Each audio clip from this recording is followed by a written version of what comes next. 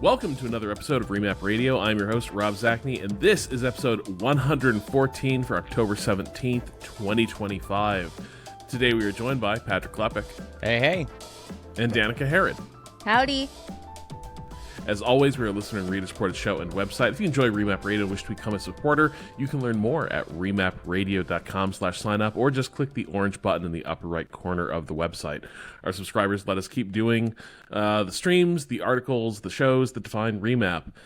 So we were going to get into today's topics, but Patrick derailed us in the pre-show chat by bringing news as if we're a sort of secluded village that just hasn't heard the latest from the Valley of AI about the jack-off bots. Is that a Dune thing? Is that in one of the one of Herbert's sons wrote about the jack-off box in Dune Part 7?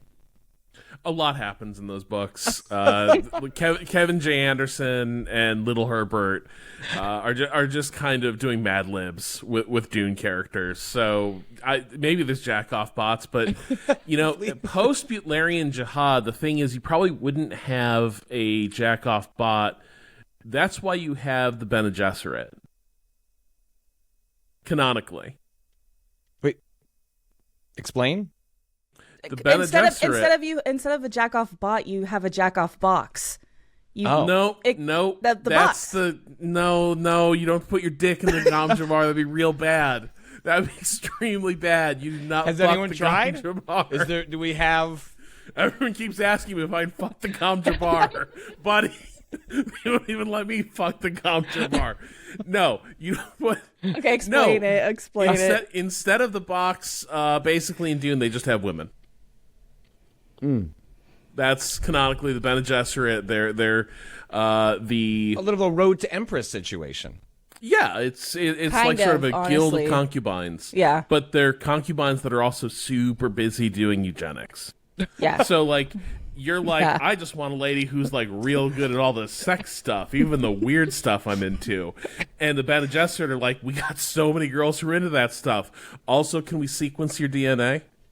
And everyone's like, hell yeah. Which I guess really brings us back to the Is that sex really bots, different than what we're doing right now? Because this is the reality we're hurtling towards. Can you explain the sex bots though? Because I don't even know what you're talking about. All right, so Sam Altman, the head of OpenAI, put out a statement earlier this week, October 14th, as of this recording. We made ChatGPT pretty restrictive to make sure we're being careful with mental health issues, also known as like people are committing suicide as a result of assistance from our fucking chatbot. We realized this made it less useful and enjoyable to many users who had no mental health problems. But given the seriousness... But would you like some?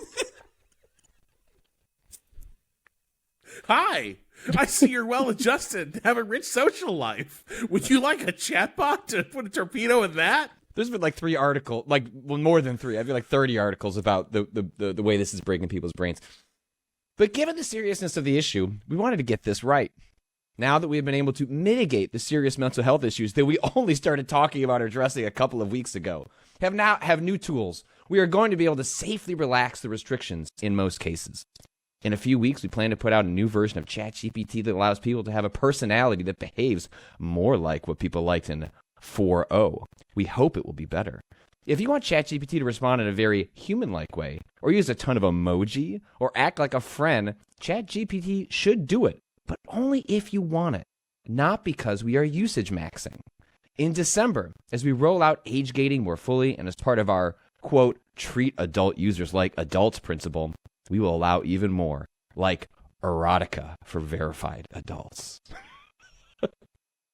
Can you tell me in usage maxing, did they use 2 X's? Was it like usage? Yes.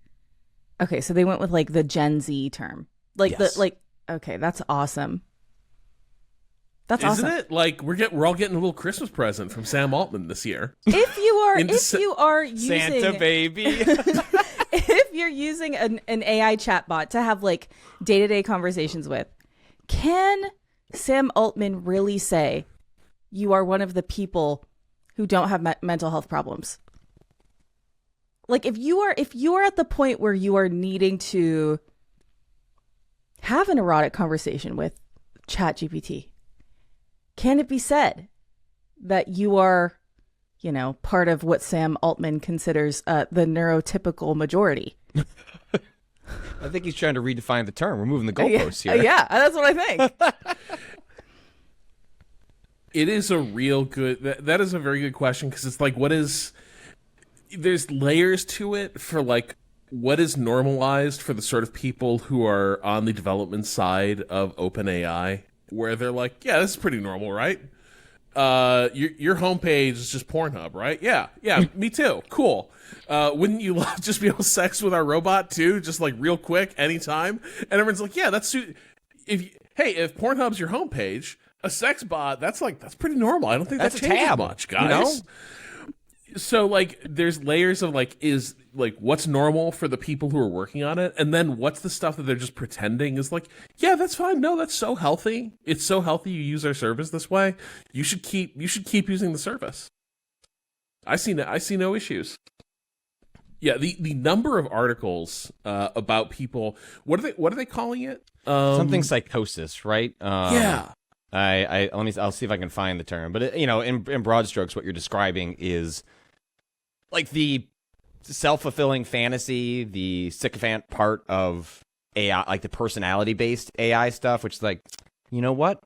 You have cracked a new form of physics that actually explains there's a vast conspiracy to suppress this information, and you need to report this. No, don't report it to the authorities. You need to get this out in the world. And the one that actually, those are obviously upsetting, but I think are more common. The ones that like really get under my skin was, I forget the publication that published it. I'll try and find the article so folks can look it up. But it was essentially about a couple. It was about how divorcing or separating or troubled relationships are accelerated in their toxicity by the use of and reliance by one partner using ChatGPT. Like there was an example where, and these are a couple that had kids. They're in the car, and what the person who was reliant on ChatGPT was in its listening mode, which I've never used because it freaks. But it's like you can do like freeform back and forth conversation, and they turn that on in the midst of an argument so that it can use the argument's data set as a way of asking, how should I tell me why this person is being irrational? While the other person says, I don't think the kids should be present while we're having this conversation in that way. And then like following up with the chatbot to ask whether that is a fair thing to ask. Like really vile, like deeply upsetting dystopian shit.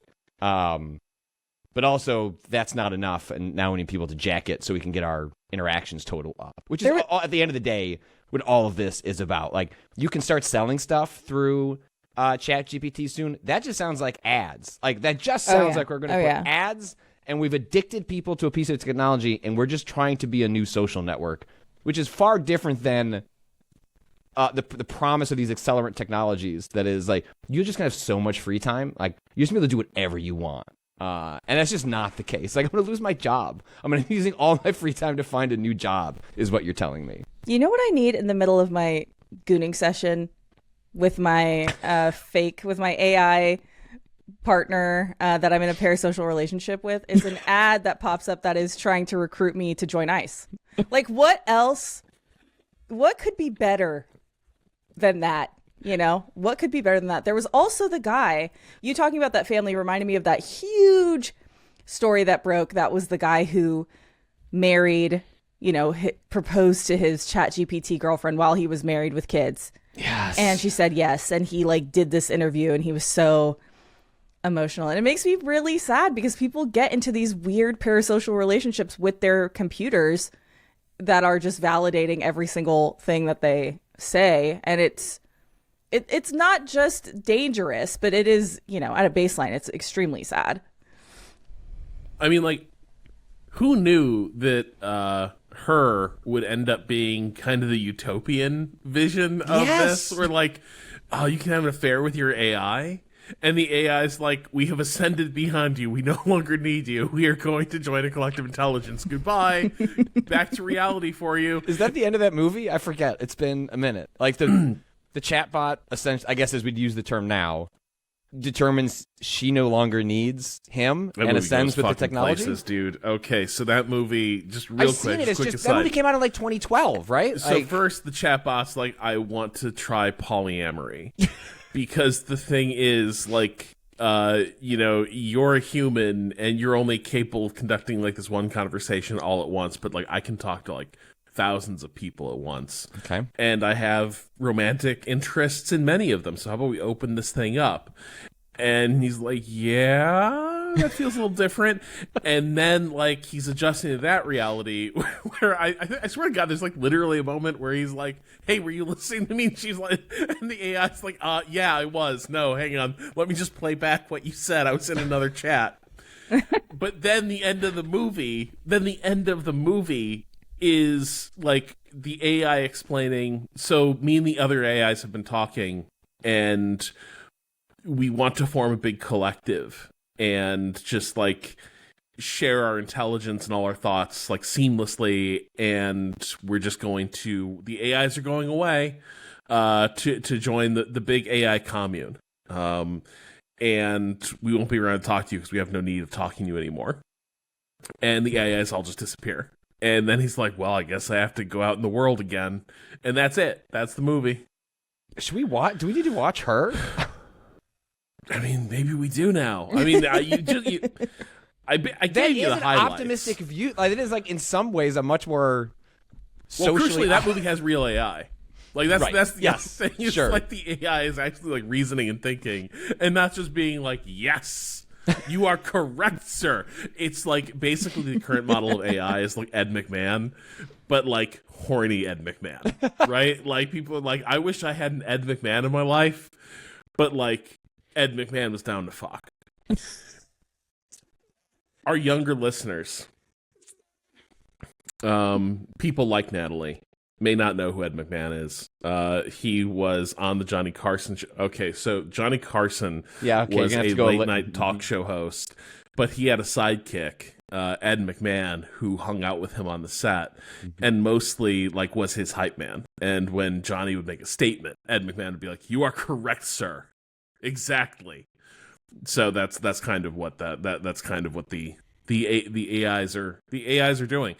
The AI psychosis stuff is super scary. That there's a Rolling Stone piece about a guy who had like gotten his life together after being in prison for like 20 years, and within a couple months of starting to use an AI chatbot, AI psychosis. And he'd had previous, like, the reason he was in jail is because he'd had like a mental break in his teenage years, but like he'd moved beyond that. He'd sort of gotten healthier. I know that like some of these conditions that you're always at risk for like later relapses of these things. It's scary stuff. One of my AI pushed him off the cliff. Right. One of my best friends, his brother, has suffered from very similar disorders. It's something that came in, like, it's common for it to trigger like later in life, like in college. It's not something where like you can have what is otherwise an exceptionally neurotypical life, and then all of a sudden you're hearing voices and indulging in conspiracy theories. This happened to my close friend's brother, and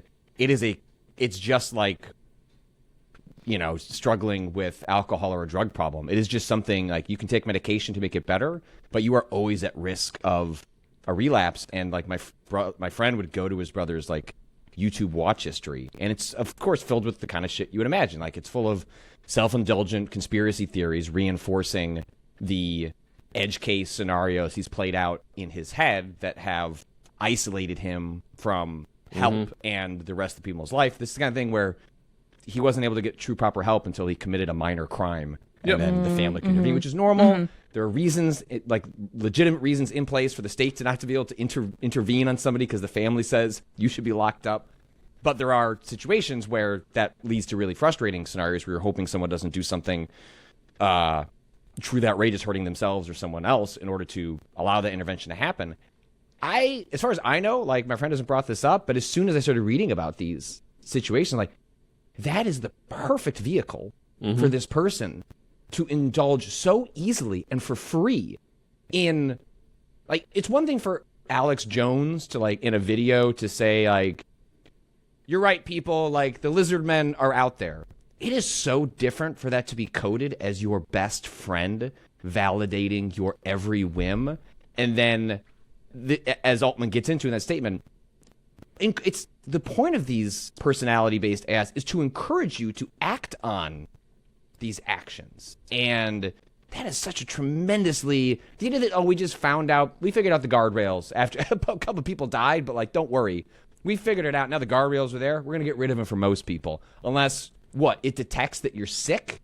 Like, we're supposed to believe that these are the stewards to determine whether your mental health is in a crisis? Like, that seems... No, and these are tools developed by people who are in a lot of ways profoundly antisocial, right? Like this, Yes. The use case they were designing for was we're going to put a lot of people out of jobs, a lot of people out of good jobs, and destroy a lot of industries and trades, and that is sort of what they set out to do, and we don't care about the environmental cost of this either. It is there's just multiple levels of it being antisocial, and then you're asking these people, or you're taking the word of these people, they're going to self-police. And I think one of the things about one of the lessons that really should have been drawn from sort of the arc of Mark Zuckerberg is that people don't change like that, right? Like the thing that Zuckerberg was sort of known to be kind of a creep and an asshole, even as Facebook was blowing up. There were receipts on that. But what he did, he played the usual card, which was like, I've grown, I've changed as a person, I've grown up. And then what we now know is Zuckerberg's Facebook was still a profoundly morally bankrupt enterprise. There was no growth or introspection. It was just, what do I have to say to avoid consequences? And it's a similar thing. It's a similar thing with these AI types, right? Like they will clutch their pearls when there are consequences for some of this stuff, but there's zero reason to believe they're doing anything but like performing contrition or concern, because if you're actually the sort of person capable of these concerns, you wouldn't build the tool in the first place. But yeah, at the same time, it's going to be, we do have time now to sort of, they're rolling out the sex bot in December, but we could start our relationships now. It could be sort of a fall romance, and then come December. You're trying to figure out, is this a friend or something more? Right. Yep. Oh. Yep. Okay. Christmas Day, 2025. Right. Time to unwrap a real You reach home. Reach home. We're no longer describing it as OpenAI 4.0. We are now describing it in terms of bases. So this AI is first base compatible? I know that's disappointing, but We've got guardrails on it right now. It's all... And what if instead of 4.0 it was 4-point play? Okay, before we get off of the ChatGPT, before we get off with ChatGPT, before we get off of the ChatGPT subject, I think it's also just it's very insidious, because very normal people who are not, I think being on social media is a great resource for learning about these things if you're on the right side of social media, of course. But my sister, I think, is a good example. One of my sisters doesn't have a ton of friends. She's always kept a few close friends, and she will sometimes be on the phone. We live in different states, and she'll just bring up something that she asked ChatGPT, and I'm like, hey, let's talk about this. Why are we asking ChatGPT about this thing that you're going through in your life, as compared to asking a friend or someone in your support network? And it's usually just because it's it's easy. It's so I'm going through the whole, explaining the why ChatGPT is bad right now with her. They banned therapy bots in Illinois, but I don't know if that necessarily, I think, I may have this wrong, but I think that is just banning chatbot variants that are explicitly hey, this is a therapist to talk to. I don't know that necessarily stops you from using probably what is the much more casual use of that, which is you're already in the ChatGPT client. I'm now going to ask it. I was asking it a question about what's the tallest mountain, and now I'm also going to be so why does my friend hate me? And I don't think necessarily it's like you've been geo-locked in Illinois. You can't ask like why your friend hates you. I don't use the technology enough to know if that's the case, but I suspect it's more about purposely advertising therapeutic relief through a chatbot more than stopping ChatGPT from offering a casual version of that service. But you're right. I think like the prevalence of normies just using it in their everyday life for most of the time very innocuous things, but you do that on a mass enough scale, you get comfortable enough with it.